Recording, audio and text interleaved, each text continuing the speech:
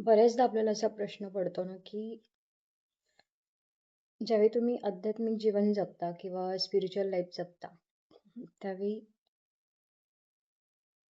एक गोष्ट असते, की आपण कोणावरती जास्ती विश्वास ठेवला पाहिजे किंवा कोणावरती विश्वास ठेवून आपण आपल्या आयुष्यातले निर्णय घेतले पाहिजे. तर सगळ्यात महत्त्वाची गोष्ट म्हणजे भगवद्गीतेमध्ये स्वतः श्रीकृष्णांनी सांगितलेलं आहे, की तू माझं भजन कर, माझ्यावरती विश्वास ठेव.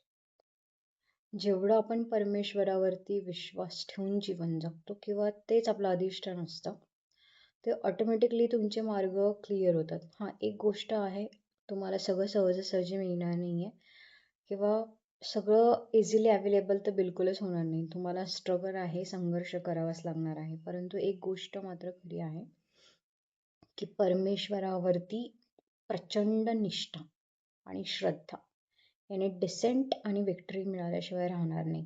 डिसेंट दॅट मीन्स जे यायला पाहिजे तुमच्यापर्यंत, ईश्वरी तत्व ते तुमच्यापर्यंत आल्याशिवाय राहत नाही. आणि विक्टरी दॅट मीन्स तुमचा विजय झाल्याशिवाय राहत नाही.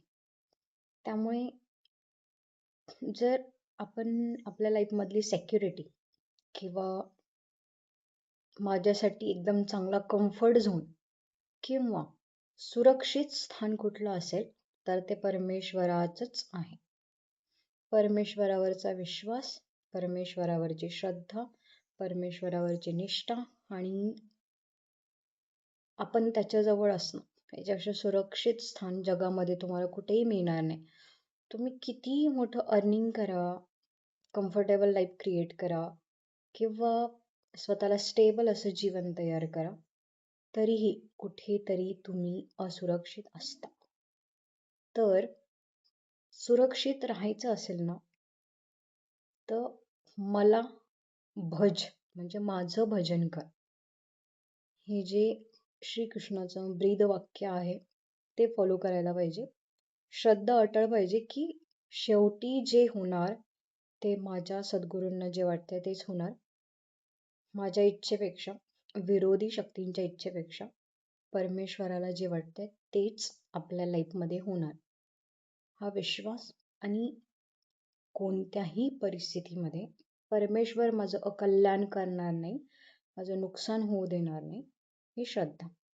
या 3 गोष्टी जर तुम्ही एकत्र घेऊन जर चालायला लागला स्पिरिच्युअल लाईफमध्ये, तर 100% विजय तुमचा आहे, म्हणजेच परमेश्वरी शक्तींचा आहे. कारण तुम्ही तेव्हाच असं लाईफ जगू शकता ज्यावेळी परमेश्वरी शक्तींची तुम्हाला मदत मिळते.